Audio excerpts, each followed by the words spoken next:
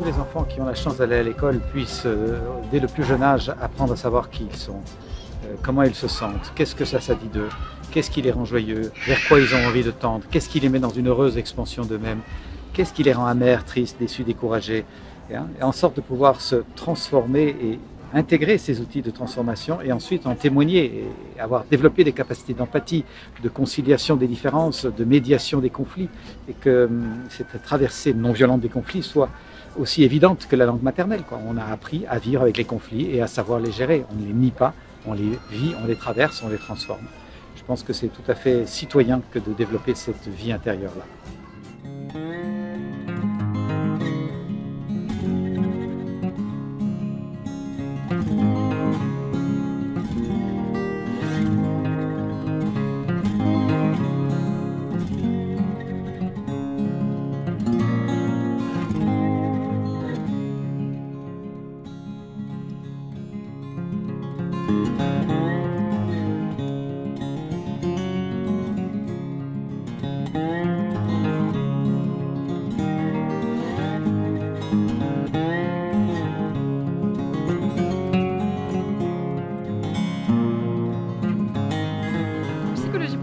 Il a été prouvé que 10% de notre bonheur dépendait aussi de notre environnement extérieur.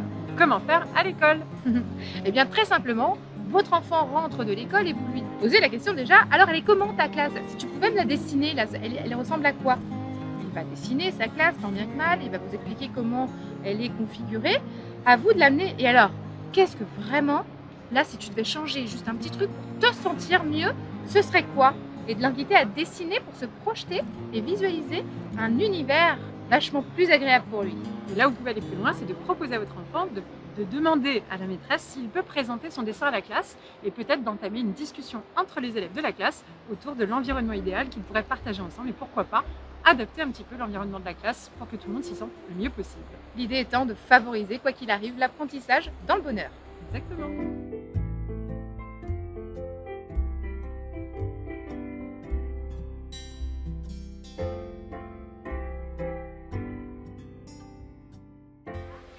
Pour moi, ce qui est essentiel dans l'éducation, c'est de favoriser la créativité.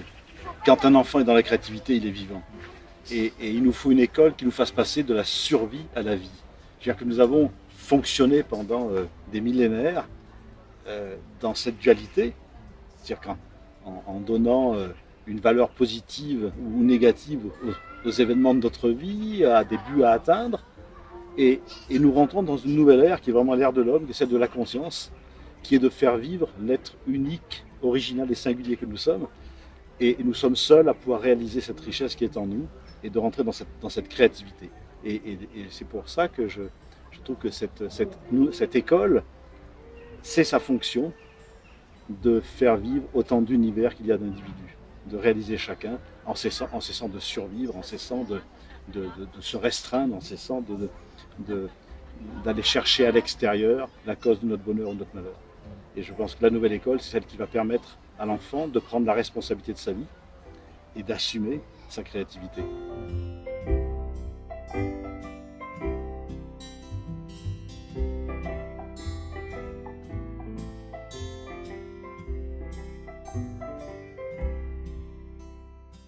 Le cerveau, son mode de fonctionnement est basé sur des habitudes. C'est-à-dire que quand on se dit « Ah ben moi je suis plutôt ça », il faudrait plutôt dire « Mon cerveau a pris des habitudes qui vont dans cette direction ». Mais si on rencontre un adulte qui nous montre une autre direction et qui nous plaît autant, eh bien notre cerveau va changer d'habitude. Donc il n'y a pas de statut d'adulte particulier pour éclairer la vie d'un enfant. L'idée, c'est de diversifier les sources de stimulation. Toutes les recherches en neurosciences montrent que le cerveau d'un enfant et donc son plaisir de vivre se développe avec la diversification des stimulations. Donc plus il rencontre de gens, plus il fait des choses différentes, et plus il se développe, et plus il est heureux. C'est tout bête.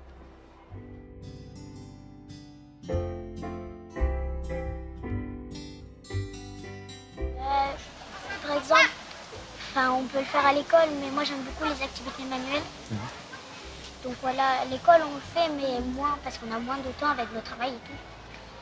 Donc des fois, par exemple, quand il pleut ou quoi, on fait la récréation dedans. Donc voilà, l'hiver quoi. Donc on fait des activités dedans, on fait des pelles, des fois, on fabrique des choses. Okay. Mais à la maison, c'est sûr qu'on peut plus le faire ou quoi.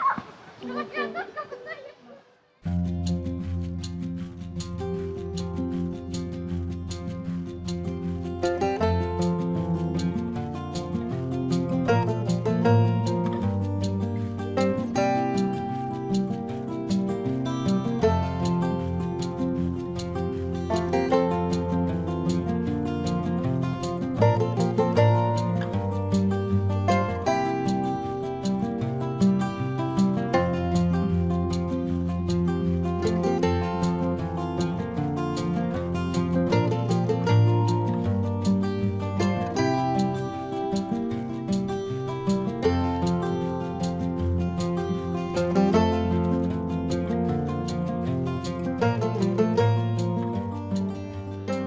Les écoles démocratiques au mois de mai 2016 et je me suis retrouvée en face d'une proposition où l'enfant est vraiment mis au centre et où on le laisse aller naturellement vers ses apprentissages et vers l'enthousiasme comme moteur.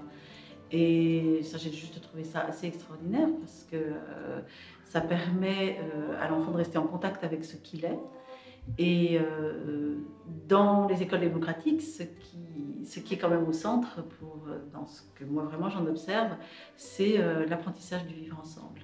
Et dans ce principe de démocratie directe, donc j'ai aucun complexe à dire que je suis juste moi-même en apprentissage de ce que c'est qu'une démocratie directe. Et de voir que c'est ce qu'on va proposer aux enfants au quotidien dans le fonctionnement de l'école, dans la prise de participation de l'enfant en tant que personne citoyenne de son école, eh bien c'est juste extraordinaire. Et le plein épanouissement qui leur est offert, et cette recherche d'autonomie, de confiance en soi, ça me laisse juste dire, eh ben, ok, on est vraiment en train de préparer nos enfants à relever les défis qui sont ceux de demain, parce qu'ils vont avoir cette connexion à leur créativité, parce qu'il faut être très créatif aujourd'hui.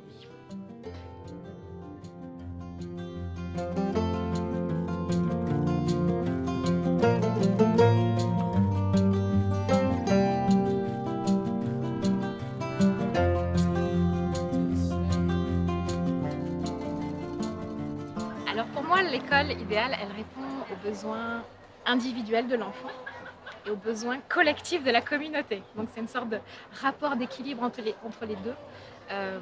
Chaque personne est unique, mais elle contribue au tout.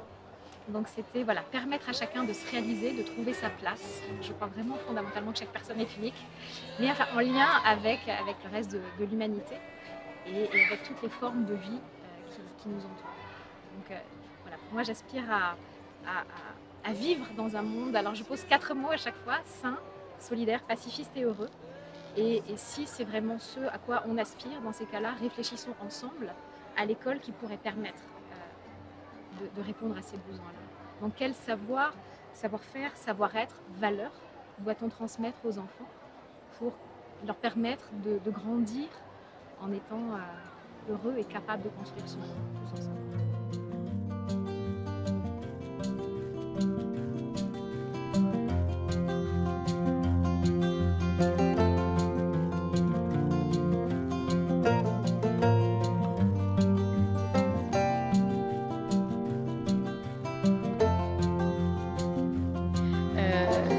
J'ai des enfants qui sont venus me voir dans la cour en me disant « Maîtresse, il y a un grand qui m'a agressé, il m'a traité, tu sais, comme ils disent aujourd'hui. » Et ah bon, mais comment t'as réagi? Mais j'ai fait ce que tu nous as appris, j'ai laissé passer. C'est une anecdote qui me fait à chaque fois que je trouve super parce que ils apprennent à ne plus répondre à l'agression par l'agression. Mais ils apprennent à prendre de la distance puis à laisser passer. Et en même temps, comme ils apprennent à connaître leurs limites, ils ne laissent pas non plus tout passer, puisqu'ils apprennent à se respecter. Pour vous donner une image, parce que je crois que c'est les images qui fonctionnent le mieux, prenez la Tour Eiffel. Imaginez des personnes qui habitent dans les pieds de la Tour Eiffel et des personnes qui habitent au 3e étage de la Tour Eiffel. Toutes ces personnes habitent à Paris, regardent Paris de leur fenêtre. Est-ce qu'elles voient le même Paris? Oui. Et la différence, elle est là. La clé de compréhension, elle est là. C'est-à-dire que quand on est dans les pieds de la Tour Eiffel, on voit des détails. Les détails s'accumulent, font des images mentales. On est dans le linéaire, dans le concret, dans le raisonnement, dans l'analyse. Quand on est au 3e étage, les détails, on ne les voit pas, ils n'existent pas. Par contre, on a une vue d'ensemble beaucoup plus grande, donc une perception en images, et à ce moment-là, on a une pensée en images et une pensée en arborescence. Ce qui fait qu'on a beaucoup d'enfants, d'ados et de jeunes, qui, on leur pose une question, ils ont la réponse. Seulement à l'école, ils ne savent pas démontrer comment ils ont trouvé la réponse, quel cheminement ils ont fait, parce que le cheminement, c'est pied de Tour Eiffel. Donc ils se retrouvent à l'école en situation d'échec, alors qu'en réalité, c'est des enfants extrêmement doués, extrêmement brillants.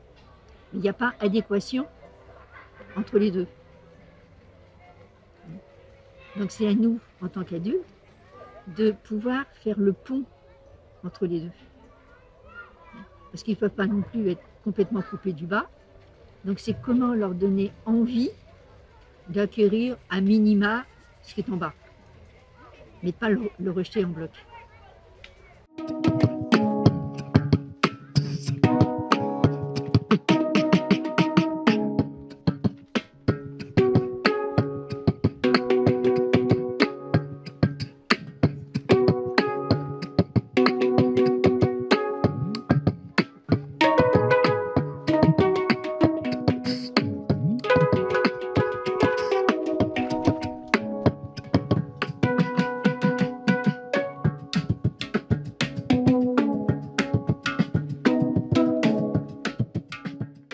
Actuellement, nous ne vivons pas vraiment en grand.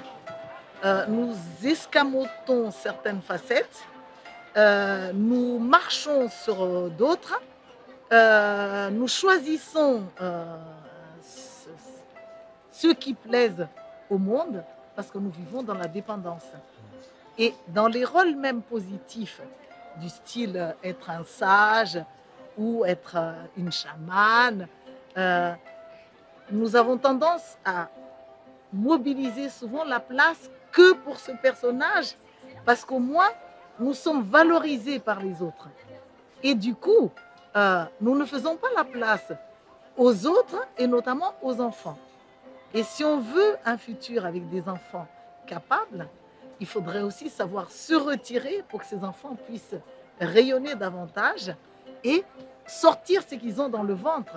Parce que beaucoup de ces enfants ont déjà la sagesse à l'intérieur, pour ne pas dire la majorité des enfants. La majorité des enfants ont la sagesse déjà à l'intérieur. Et c'est à cause de notre éducation que nous finissons par bâillonner ou par saucissonner ou par casser. Casser et du coup, c'est dommage.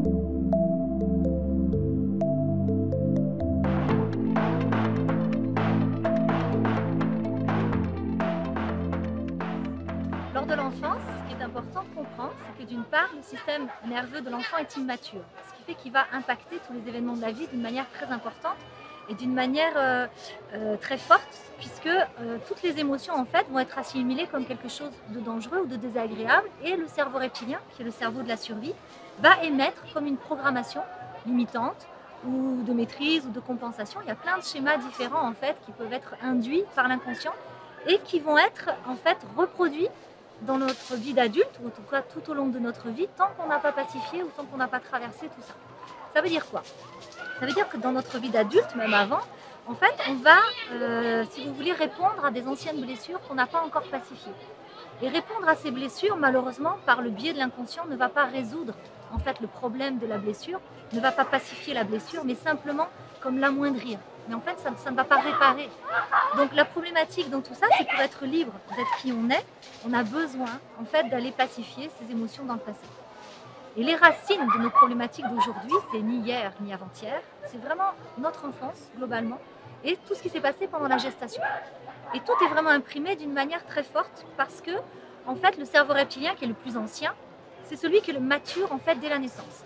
Les deux autres vont être matures beaucoup plus tardivement, vers 20-25 ans, ce qui fait qu'on va avoir une gestion des émotions chez l'enfant qui va être complètement différente de chez l'adulte, avec des émotions qui vont être vécues puissance 10, puissance 100, avec un impact forcément très fort sur la structure naissance et en cours de construction de l'enfant.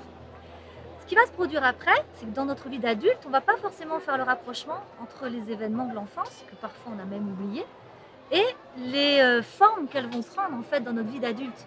Parce que l'énergie de fond, la problématique de fond, on va la retrouver, mais la forme, en fait, la manifestation extérieure va être différente. Et c'est pour ça que c'est difficile de faire des liens, parce que ces liens-là, si vous voulez, il faut aller au-delà de la forme, au-delà du théâtre de tous les jours, pour aller sentir quelle est la profondeur pour chaque individu, qu'est-ce qu'il est en train de manifester. Est-ce que c'est une peur? Est-ce que c'est une recherche d'amour? Est-ce que je suis en train de combler un manque?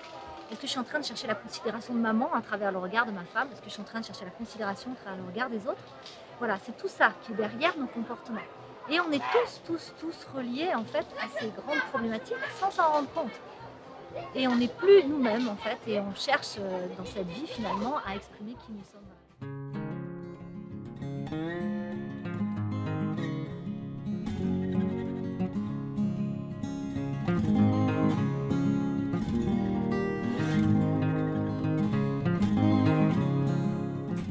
Bien dissocier effectivement l'environnement affectif proche de la famille et des amis de l'enfant du rôle de l'éducation nationale qui est plus social et moins dans l'affectif. Voilà. Et donc probablement qu'il y a le respect des règles, évidemment, mais il y a avant tout ce qui manque cruellement à l'éducation nationale actuelle, c'est évidemment l'être. On apprend beaucoup à l'enfant à faire, à être productif, à être dans la confrontation, dans la performance. Mon Dieu, il faut arrêter tout ça. Et promouvoir la créativité, le respect de soi, l'état d'être, l'état d'être. Et s'il y avait peut-être la première technique à enseigner, puisque l'école enseigne les techniques, ça serait vraiment la communication non violente.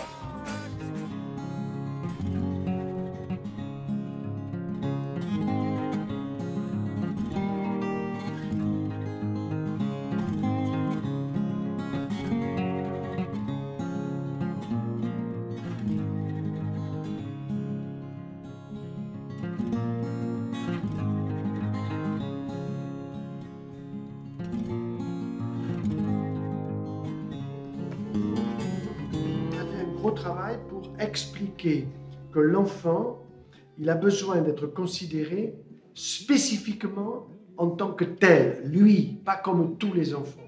Et que donc, par exemple, quand il est au lycée, il faut lui proposer un menu. Comme quand vous allez au restaurant, vous avez un menu, vous choisissez. Et là, il va avoir un menu, mais il ne va pas être seul à choisir. Il y aura papa et maman qui vont être là pour dire, mais écoute, tu choisis ça, mais tu es bien meilleur là. Tu choisis ça, mais là, tu n'es pas très bon. Bon, ou pourquoi tu choisis ça? Et puis, il y aura un mentor. Un mentor, c'est un enseignant qui suit cet enfant depuis la seconde, première, terminale, et qui va, dès la seconde, commencer à orienter cet enfant, de façon à ce que, sortant du bac, le plus vite possible, il fasse des études pour avoir du boulot.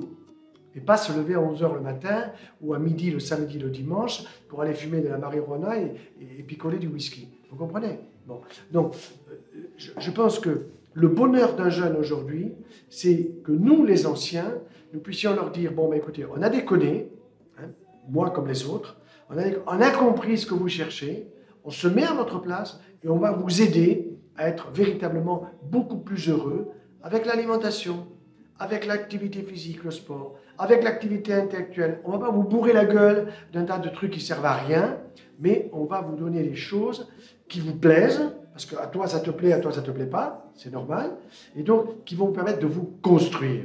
Parce que le jeune, c'est une construction. Ce n'est pas simplement une construction de son corps, mais aussi de son cerveau, de son affectivité, de son être tout entier, y compris de ce qu'on appelle l'âme, si vous voulez, c'est-à-dire une forme de spiritualité. Voilà. Et je crois que ça, tout le monde est d'accord là-dessus. Mais il faut avoir un peu le courage de bouleverser dans notre société, de bousculer un peu. Ce n'est pas une révolution agressive, c'est une évolution douce, si vous voulez, ou une révolution douce. Voilà. En tuant personne, mais en stimulant les neurones, l'intelligence. Si vous stimulez les neurones, l'intelligence et le cœur, vous ne pouvez pas vous tromper.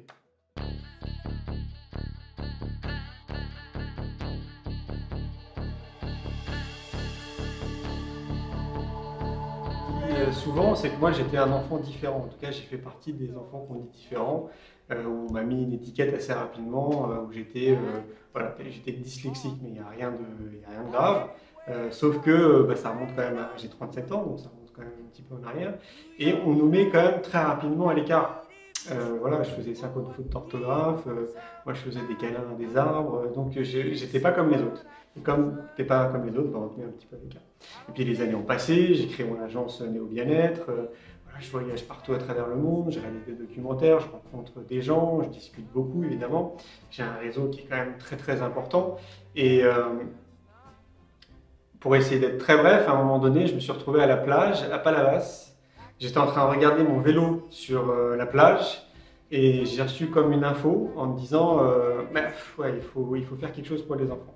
Je suis rentré chez moi, je me suis retrouvé derrière mon ordinateur, j'ai écrit pendant 4 heures le projet de l'école de la vie. Et j'en ai parlé après à travers le réseau. Donc notre réseau, c'est Néo Bien-être et Néo Horizon. Et on touche maintenant plus de 100 000 personnes. Et donc ça a fait un écho incroyable auquel je ne m'attendais absolument pas. Et on a reçu en l'espace de 3-4 mois plus de 600 emails. On s'est dit, on fait quoi avec ça? Moi, je ne pouvais pas répondre à tout le monde, mon équipe aussi. Donc on s'est dit, on va essayer de rassembler tout le monde, on va faire un pique-nique géant et on va essayer de brainstormer tous ensemble et de parler de tout ça. Et ce pique-nique s'est transformé en festival. Donc là, l'année dernière, on a été dans les Cévennes et cette année, on est ici à Montpellier. Voilà, tout simplement. Moi, personnellement, dans ma classe, on a une bonne solidarité, ça se passe bien. Par exemple, des fois, pas tout le temps, mais des fois, il y a souvent les grands qui embêtent les petits. Ouais. Mais là, Voilà.